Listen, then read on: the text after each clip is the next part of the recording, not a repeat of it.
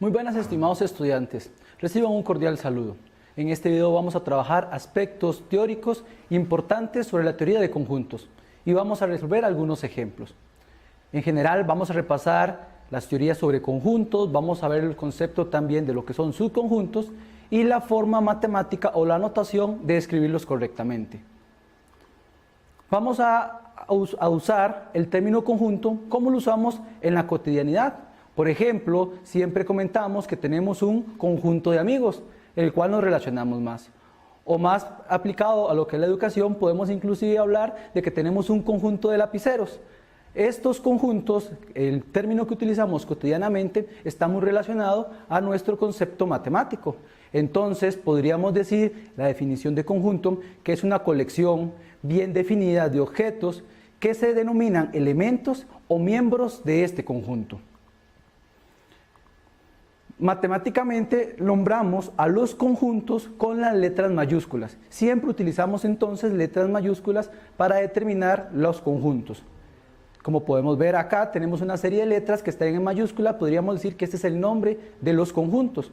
Y para denotar los elementos que están dentro de este conjunto, utilizamos lo que son las letras minúsculas. Como por ejemplo, aquí vemos una cantidad de letras en las cuales están en minúscula. Podríamos decir que son elementos de esos conjuntos. Otro dato importante es la simbología que utilizamos para lo que son los conjuntos. Siempre que hablamos de conjuntos tenemos que escribir los elementos dentro de lo que son las llaves. Por lo tanto, siempre que vemos llaves y dentro de los elementos que están dentro de las llaves van a ser elementos de conjuntos y separados siempre por una coma. Por ejemplo, como vemos acá, tenemos las llaves y vamos a colocar comas para separar cada elemento que forma parte de este conjunto. Veamos un ejemplo más específico. Nombraremos el conjunto A. Ya colocamos nuestro A y vamos a decir que este conjunto está formado por los elementos. Al hablar de conformado por los elementos, primero voy a colocar las llaves, para saber que todo lo que está dentro de las llaves y separado por comas son elementos de este conjunto. Vamos a anotar los elementos como por ejemplo el A, el F, luego va a estar también el T y finalmente el P. Es decir, el conjunto A está formado por estas 4 letras. Así nombraremos un conjunto, entonces como el conjunto A va a ser igual o contiene a los elementos A, F, T y P. Es la manera correcta de leer esta expresión. Existen dos formas usuales de representar los conjuntos. Vamos a trabajar el primero, que es elementos escritos en una lista. Esto lo llamamos como la notación de forma de extensión. Veamos el ejemplo que hicimos anteriormente. El conjunto A, que estaba contenido los elementos A minúscula, la F, la T y la P. Esta manera de escribirlo, como ya dije anteriormente, es la notación por extensión. Pero existe otra manera también de escribirlo, en donde se anotan las características de los elementos que conforman los conjuntos. Por ejemplo, y tenemos este otro ejemplo, el conjunto M, y lo vamos a leer de la siguiente manera, el conjunto M, que dentro de él están todos los X que pertenecen a los números naturales. Esa es la primera parte de la expresión. Esta raya que tenemos de manera vertical, lo vamos a leer como un tal que, y observen que dice que X más 1 es siempre mayor que 15. Está escrito de manera de comprensión, porque para poder entender o conocer los elementos que están dentro de este conjunto, tenemos que comprender o entender la expresión que tenemos dentro del conjunto. Vamos a proceder a escribir unos cuantos conjuntos dados en notación de comprensión y en notación de extensión. Nuestro primer conjunto A lo vamos a denotar de la siguiente manera. Son todos los X que pertenecen a los números naturales, tal que 1 es más pequeño o igual que X, pero X es más pequeño que 10. Observemos que está escrito de manera de comprensión. Tenemos que analizar y ver estas desigualdades que tenemos dentro del conjunto para saber cuáles elementos están dentro de él. Entonces, vamos a hacer la lista por extensión, o vamos a escribir el conjunto por extensión de este conjunto A. Por lo tanto, como observemos que dice que X es más grande o inclusive igual, esta igualdad lo que está diciendo es que puede estar el 1 dentro del conjunto. y tenemos que tomar todos los elementos que sean menores que 10. Entonces está el 1, también está el 2, el 3 también está ahí, el 4 y así sucesivamente todos los números que siguen hasta el 9. Observemos que la desigualdad del 10 no incluye la igualdad, por lo tanto no incluye el 10, incluye el 9. Además notemos que X pertenece al conjunto de los números naturales, por lo tanto solamente estos números forman parte de nuestro conjunto A. Ahora veamos otro conjunto, sería el conjunto B, el cual está escrito como todos los X que pertenecen a los números naturales, tales que X elevado al cuadrado es más pequeño o inclusive igual que 10. Es decir, dentro de este elemento van a estar todos los números que a la hora de elevarlos al cuadrado, su respuesta es menor o igual que 10. Entonces vamos a escribir este conjunto en su forma de extensión, es decir, todos los elementos que forman parte de él. Como observemos que X forma parte de los números naturales, lo que vamos a hacer es empezar a contar los números naturales. Para nuestro caso, vamos a considerar que los naturales empiezan con el número 1. Entonces primero vamos a tomar nuestro número 1. Y observemos que la condición es que 1 al cuadrado, entonces lo vamos a elevar al cuadrado. ¿Cuánto es la respuesta de 1 al cuadrado? Pues eso es 1. Y efectivamente 1 es más pequeño que 10. Por lo tanto, el 1 estaría dentro de nuestro conjunto B. Ahora bien, el siguiente número de los números naturales sería el 2. Entonces vamos a considerar ahora el 2.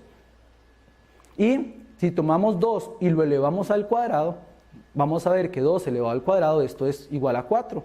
4 efectivamente es menor que 10, por lo tanto también el 2 estaría dentro de nuestro conjunto B. Vamos con el siguiente número, en este caso sería el número 3. Y vemos que si 3 elevado al cuadrado, en este momento nos va a dar 9. 9, vean que sigue siendo menor que 10, por lo tanto el número 3 forma parte también de este conjunto B. Ahora, ¿qué pasaría si tomamos un número más grande que 3? En este caso el 4. Hagamos la misma prueba. Entonces tomamos el número 4, lo elevamos al cuadrado y 4 elevado al cuadrado, esto me va a dar 16. Observemos que 16 ya no es más pequeño que 10. Por lo tanto, ya 4 no forma parte de nuestro conjunto B. Si tomamos el 5, el 6, el 7 y así sucesivamente todos los números naturales que continúan, el resultado va a ser mayor que 10. Por lo tanto, nuestro conjunto B está conformado solamente por los números 1, 2 y el número 3. Ahora vamos a leer este otro conjunto. Observemos que nuestro conjunto lo llamamos C. Recordemos que la C es mayúscula porque es el nombre del conjunto. Dice que son todos los X que forman parte del conjunto de los números naturales. Y acá tenemos dos condiciones. La primera condición dice que X tiene que ser más pequeño o inclusive igual que 16. Esa es una condición que debemos cumplir, pero no es la única para que formen parte de este conjunto. Además de que tiene que ser más pequeño o igual que 16, tiene que cumplir la segunda propiedad. Esta segunda propiedad me dice que X tiene que ser un número par. Entonces, para poder determinar qué elementos están dentro de nuestro conjunto, tienen que cumplir ambas condiciones, que sea menor o igual a 16 y que sea par. Entonces, de igual manera vamos a empezar a tomar los números. Recordemos que dijimos que los naturales vamos a considerar que empiezan a partir de 1. 1 sabemos que 1 no es par, por lo tanto no estaría formando parte de nuestro conjunto. El que sigue es el 2, es par y es menor que 16. Seguimos con el 3, no es par y es menor que 16, pero al no cumplir ambas condiciones no puede formar parte de nuestro conjunto y así seguimos sucesivamente buscando números que van desde el 1 hasta el 16, porque vean que nuestra condición dice que sea inclusive igual a 16 y ahí van a ir apareciendo nuestros elementos, el 2, el 4, el 6, el 8, luego el 10, el 12, el 14 y como la condición me dice que podría ser igual a 16, también aparece el 16. Y ahí pusimos nuestro conjunto en forma de extensión, con todos los elementos dentro de nuestro conjunto. Hay otra simbología que es importante que manejemos.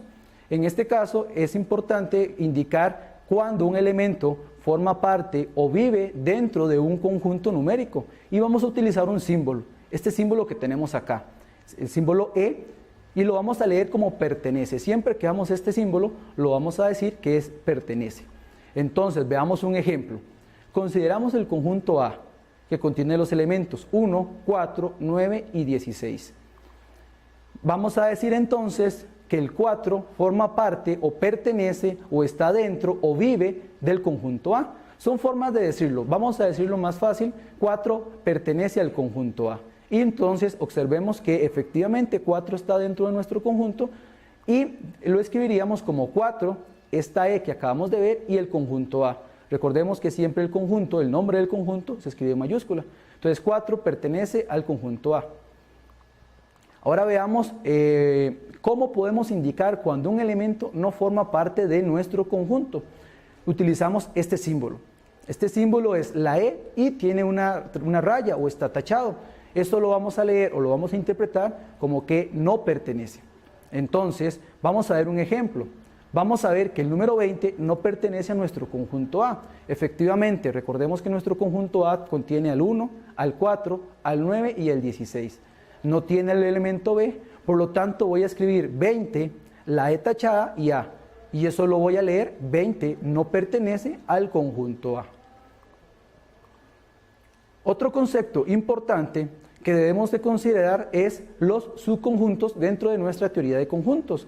Entonces se dice que A es un subconjunto de B, así como lo tenemos acá, siempre y cuando, o lo podemos describir también como que A está contenido o está dentro de B. Son formas de poder decirlo, siempre y cuando todos los elementos que forman parte del conjunto A también son elementos de nuestro conjunto B. Esa es nuestra definición para decir que un conjunto es un subconjunto de otro. Y se denota de la siguiente manera. Observemos que lo escribimos A, una C como con una línea por debajo. Esto lo vamos a ver es subconjunto. Y luego B. Se lee con normalidad de izquierda a derecha y vamos a leerlo A es subconjunto de B. Veamos un ejemplo. Tenemos el conjunto M y está conformado por los elementos A, F, K y N. El conjunto P está conformado por los elementos A y N.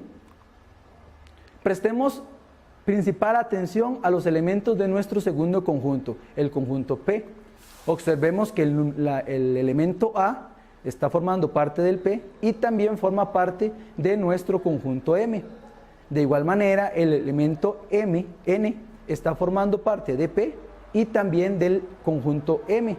Entonces, ambos elementos están en ambos conjuntos.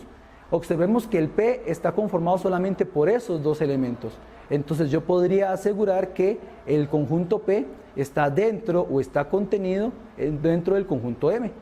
Podríamos decirlo entonces matemáticamente que P es un subconjunto del conjunto M. Realicemos un ejercicio en donde utilicemos la manera adecuada y simbología correcta para relacionar elementos y conjuntos. Primero vamos a considerar estos tres conjuntos. El conjunto A, que está conformado por el 1, el 2, el 3, el 4, el 5, el 6, el 7, el 8 y el 9. Nuestro conjunto B está contenido en los elementos 1, 2 y 3. Y nuestro conjunto C, que tenemos el 2, el 4, el 6, el 8, el 10, el 12, el 14 y el 16. Ahora, vamos a probar o vamos a revisar si es falso o verdadero que, en este caso, 12 pertenece a C.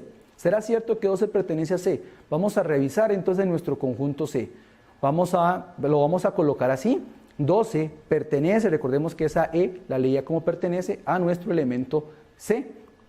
Y efectivamente, si vemos el elemento dentro del conjunto, lo vamos a colocar acá y vemos que es una proposición que es verdadera. 12 efectivamente está dentro de nuestro conjunto C. Ahora vamos con el siguiente cuestionamiento. ¿Es verdadero o falso que 11 pertenece al conjunto A? Vamos a escribirlo de la siguiente manera. 11, la E, que vamos a leerlo, pertenece a nuestro conjunto A. ¿Será verdadero o será falso? Si observamos el conjunto A, vamos a notar que esta proposición es falsa. ¿Por qué? Observemos que 11 no está dentro del conjunto A. Podemos analizar o repasar todos los elementos de A y vemos que 11 no pertenece. Por lo tanto, la manera correcta de colocar esta proposición sería de la siguiente manera. 11 no pertenece al conjunto A. Ahora vamos con otro caso. ¿Es falso o es verdadero que B es un subconjunto de A? Observemos que ya ahora estamos hablando de subconjuntos. Entonces tenemos que revisar que tanto todos los elementos que están dentro de B también están incluidos en A. Todos los elementos. Entonces veamos que efectivamente esto es verdadero. Todos los elementos de B están incluidos en A. ¿Por qué? Observemos que tenemos el número 1, el número 2 y el número 3 dentro de B. Los mismos elementos los tengo dentro del conjunto A. Por lo tanto, es verdadero que B es un subconjunto de A.